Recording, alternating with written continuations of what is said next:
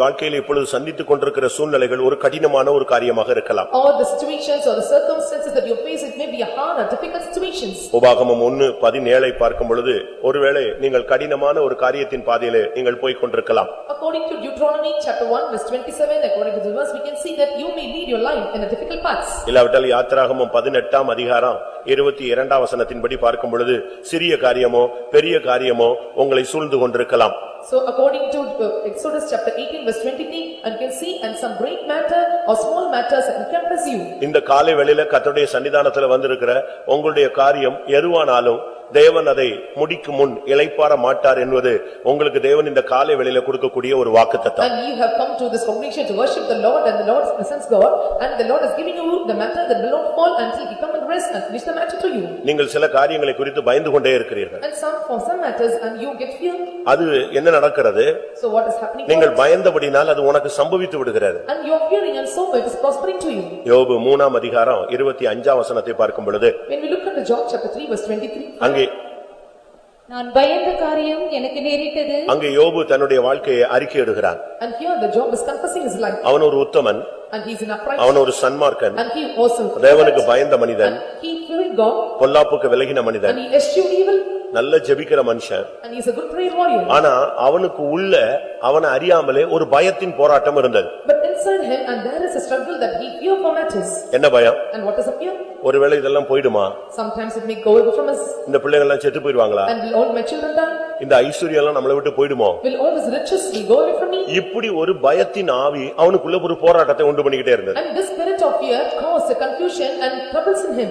எத்தனை பேர் இழந்து போயிடுறாங்க, and many have lost something, எத்தனை பேர் இறந்து போயிடுறாங்க, and many are dying. இப்படிலாம் அதெல்லாம் பார்க்கும் பொழுது இவனுக்குள்ள ஒரு போராட்டம் இருந்தது. so looking at all these things, and he had stuck in his heart. அது போலவே திடீர்னு பாத்தீங்கன்னா ஒரு நாள் ஒண்ணொண்ணா அவனை விட்டு போயிட்டே இருக்கு. and likewise when you see in his life and day by day and one thing and was losing one by one. ஒரு certain time வந்த பொழுது அவனுக்கு எல்லா பிள்ளைகளும் இறந்து போய்விட்டாங்க. and when certain time came and he lost all his children. அவன் முற்றிலும் ஒரு எம்ப்டியாக வந்துட்டான். கடைசியா சொல்றான், நான் நிர்வாணியா வந்தேன், நிர்வாணியா போறதுக்கு ரெடி ஆயிட்டேன்னு சொல்றான். and entirely he came to the empty state, and at last he confessed by telling that I came naked, I return naked.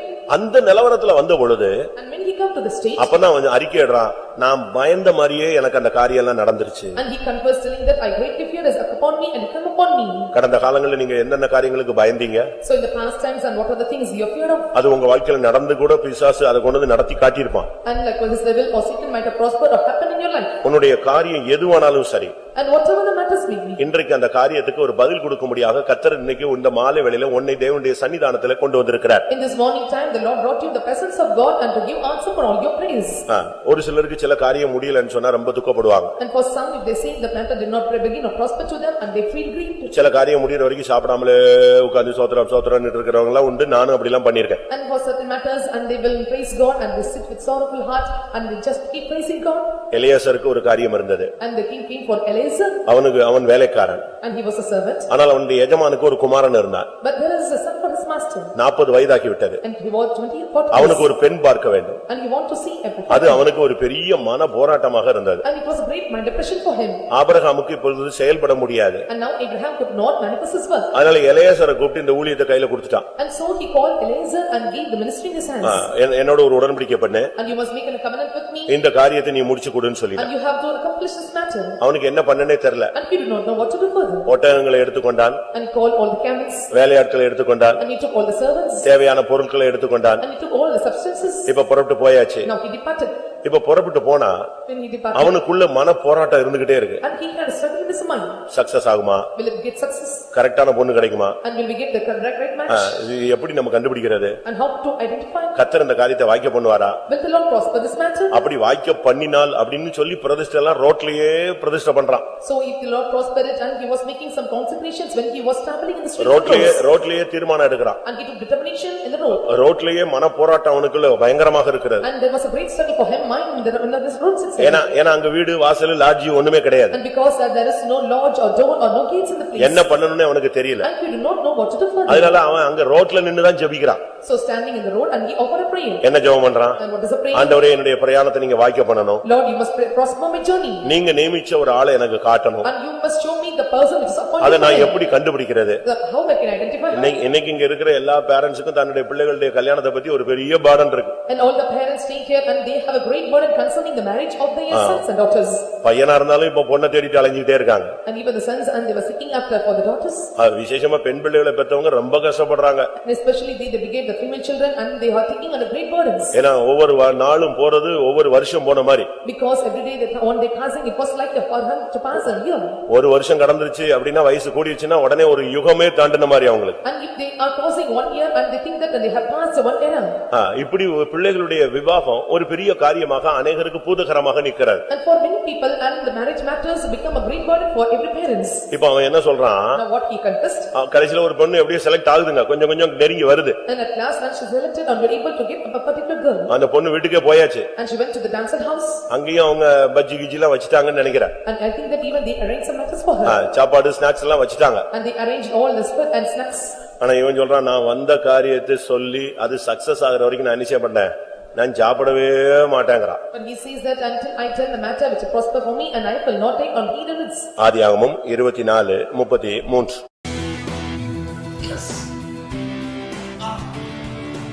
Junglee rummy விளையாடுறது செம. பின்பு அவனுக்கு முன்பாக போஜனம் வைக்கப்பட்டது. அப்பொழுது அவன், நான் வந்த காரியத்தை சொல்ல முன்னே புசிக்க மாட்டேன் என்றான். அவன் பாருங்க, தான் பிள்ளையினுடைய தன்னுடைய வந்த காரியத்தை சக்சஸ் ஆகலன்னா நான் சாப்பிட மாட்டேன்னு சொல்றான். 24:33 of Genesis he says that and there was meat before me and I will not eat.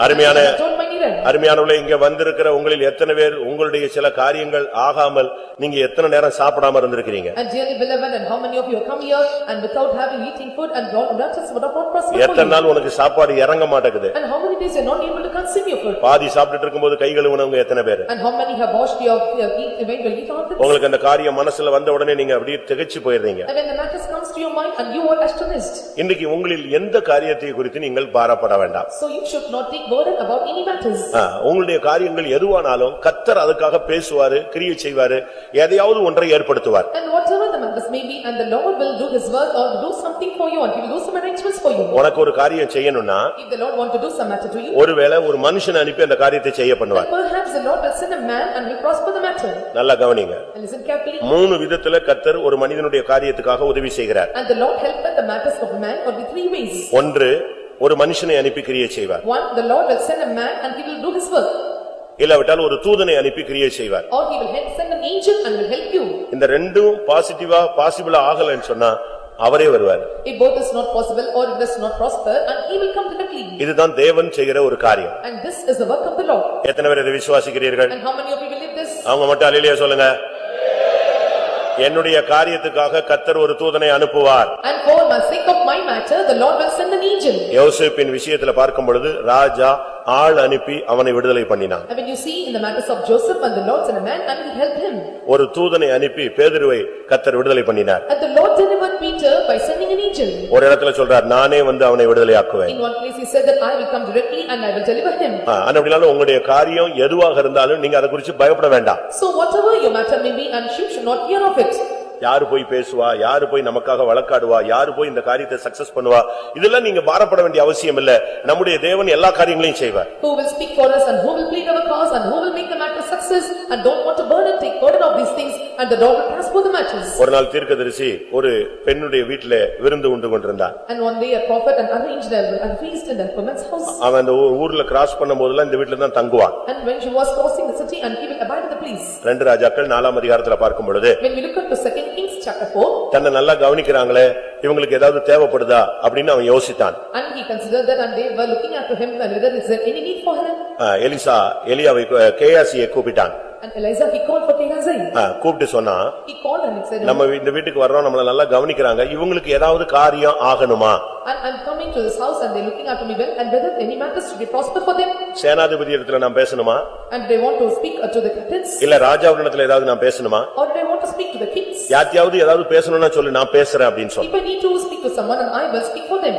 உன் காரியத்துக்காக கர்த்தர் யாரிடத்திலயும் நிச்சயமாய் பேசுவார். And the Lord will surely and he will intervene or speak with the person. எத்தனை பேர் விசுவாசிக்கிறீங்க? And how many உன்னுடைய காரியத்துக்காக கர்த்தர் எந்த இடத்திலும் பேசுவார். And the Lord will speak for you for your matter to prosper at any place. அவன் கேக்குறான் ராஜாட்ட ஏதாவது பேசணுமா உனக்கு? And he asked whether he need to speak to the king. சுனேமியால் நிற்கிறாள், கேயாசி நிற்கிறான். எலிசா கேக்குறான், உனக்கு ராஜாவினிடத்துல ஏதாவது ஒரு காரியம்னா சொல்லு, நான் பேசுறேன். And there was Gehazi and the Sunamite and the Elijah were asking whether you need to speak unto the king for your matter இல்ல, to prosper. 2 ராஜாக்கள் 4ஆம் அதிகாரம் 13ஆம் வசனம். 2 Kings chapter 4 verse 13. அவன் கேயாசியை பார்த்து, இதோ இப்படிப்பட்ட சகல சலக்கரணையோடும் எங்களை விசாரித்து வருகிறாயே, உனக்கு நான் என்ன செய்ய வேண்டும்? ராஜாவின் இடத்திலாவது சேனாபதியின் இடத்திலாவது உனக்காக நான் பேச வேண்டிய காரியம் உண்டோ? எந்த காரியமா இருந்தாலும் சொல்லு, நான் பேசுறேன்னு சொல்றான். And he says that and whatever the matters may be and I will care for thee, I will speak unto the king or to the captain. அவளுக்கு ராஜாவினிடத்துல பேச வேண்டிய காரியம் கிடையாது. And there are no more matters to speak unto the king. அவளுக்கு சேனாதிபதியிடத்துல பேச வேண்டிய காரியமும் கிடையாது. And there are no more things or matters to speak to the captain of the host. அப்ப என்ன பிரச்சனைன்னு கேட்டான். And he asked what's the problem. அவளுக்கு குழந்தை இல்ல. And she had no child. இது மனுஷன்ட்ட பேச வேண்டிய காரியம் இல்ல, இது யார்ட்ட பேச வேண்டிய காரியம்? தேவனிடத்துல பேச வேண்டிய காரியம். And this is not the matter to speak with men and this is a matter to speak with God. என்ன பண்ணா தெரியுமா? And you know what he உடனே சொன்னா, ஒரு பிராண உற்பவ கால திட்டத்தில் உன் கையில ஒரு குமாரன் இருப்பான். And he said that at that point in time and there will be a son in your hands. உனக்காக தேவன் மனுஷன்ட்டையும் பேசுவாரு, தேவன் பரலோகத்திலயும் உனக்காக பேசுவார். And the Lord will speak for you even to men and also to the king of heaven of God over hands. உனக்கு எங்க பேசணும் நீ யோசிச்சு மட்டும் பார்த்தா போதும். And you just think and see where the Lord have to speak for you. ஒருவேளை உன்னுடைய காரியம் பூமிக்குரிய காரியமா இருக்கலாம், இல்லட்டா உன்னுடைய காரியம் பரம காரியமா இருக்கலாம். And sometimes your matters may be the earthly things or it may be the heavenly matters. யோவான் 3ஆம் அதிகாரம் 12ஆம் வசனத்தின் அடிப்படையில் Depending upon the verse John chapter 3 verse 12. யோவான் 3:12 சொல்லுகிறது, பூமிக்குரிய காரியமானாலும் பரம காரியங்களானாலும் என்று ரெண்டு காரியத்தை அங்கே சொல்லப்பட்டிருக்கிறது. So the two matters are mentioned there according John chapter 3 verse 12 and it may be the earthly things or heavenly things. பூமிக்குரிய காரியமானாலும்